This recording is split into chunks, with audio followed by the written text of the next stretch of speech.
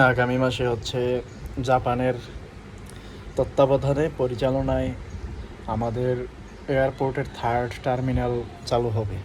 তো প্রতি বছর বা বিভিন্ন সময় যখন আমরা খেয়াল করি বিভিন্ন প্রকল্প চালু হয় অথবা বিভিন্ন প্রকল্পের আর্কিটেকচার নির্বাচন করা হয়, তখন দেখা যায় যে বিদেশের বিভিন্ন কোম্পানি অথবা নামি দামি কোম্পানির আর্কিটেক্টারদেরকে এখানে আনা হয়, বাংলাদেশে এনে তারপর তাদের কার্যক্রম পরিচালনা করা হয়। কিন্তু দিন শেষে আমাদের যে এত এত শিক্ষা প্রতিষ্ঠান, সবগুলো শিক্ষা প্রতিষ্ঠানে সীমিত বাজেট প্লাস হচ্ছে সিন্ডিকেট, ছাত্র রাজনীতি, টেন্ডারবাজি, সব কিছুর কারণে আমাদের বিশ্ববিদ্যালয়গুলোতে বাজেটের যে সুষম বন্টন সেটা সম্ভব হয় না। তো ফলশ্রুতিতে আমাদের এখান থেকে ভালো ভালো ইনোভেটিভ ইঞ্জিনিয়ার উৎপন্ন হয় না আমাদের এডুকেশনাল ইনস্টিটিউশনগুলো থেকে।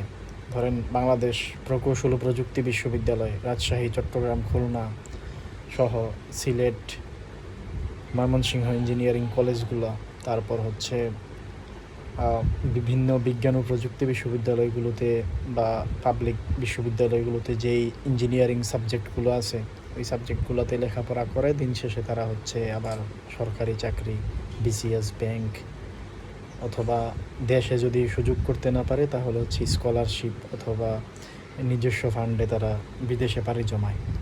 তো ফলশ্রুতিতে দেখা যায় আমাদের দেশের যেই ইনভেস্টমেন্ট, ওইটা আমরা রিটার্ন পাই না।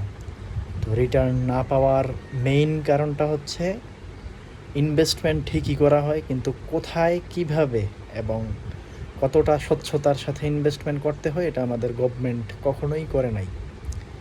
বিগত যে সরকার ছিল তারাও করতে পারে নাই, বর্তমানে মাঝখানে হচ্ছে ইন্টারিম গভর্নমেন্ট আসছে তারাও করে নাই, এখন যে সরকার আসছে তারাও করতে পারে নাই। তো ফলশ্রুতিতে নতুন নতুন প্রকল্প নিলে আমাদের সবসময় বিদেশ থেকে হায়ার করা লাগে, জাপান, চায়না থেকে অথবা রাশিয়া থেকে হায়ার করা লাগে। অন্যদিকে আপনি আমাদের প্রতিবেশী রাষ্ট্র ভারতের দিকে তাকান, ওনাদের ভালো ভালো প্রতিষ্ঠানে ওনাদের ভালো ভালো স্টুডেন্টসরা গিয়ে খুব ভালো সুনামের সাথেই কার্যক্রম পরিচালনা করতেছে, এবং এখন পর্যন্ত তারা হচ্ছে যেই ব্রেন ড্রেন হয়েছিল, মেধা পাচার হয়েছিল, ওইটাকে রোধ করার জন্য দেশের মধ্যে বিভিন্ন ধরনের প্রণোদনা দিয়ে তাদেরকে দেশে ব্যাক করার ব্যবস্থা করা হইতেছে। তো এইগুলা হচ্ছে আমাদের দেশের জন্য খুবই দরকার ছিল, কিন্তু আমাদের যেই নীতি নির্ধারকরা আছে তারা সব সময়ই হচ্ছে চায় একটা নির্দিষ্ট গণ্ডির মধ্যে দেশের উন্নয়ন প্লাস হচ্ছে সমস্ত কিছু রাখার জন্য।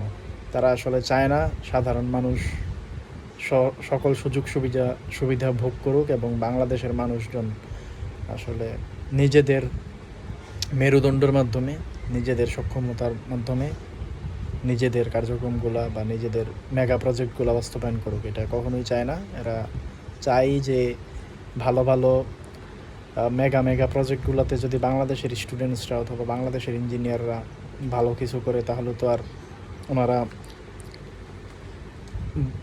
কোটি কোটি লক্ষ লক্ষ কোটি টাকা পাচার করতে পারবে না, প্লাস ওনাদের কালো কালোবাজারি বন্ধ হয়ে যাবে।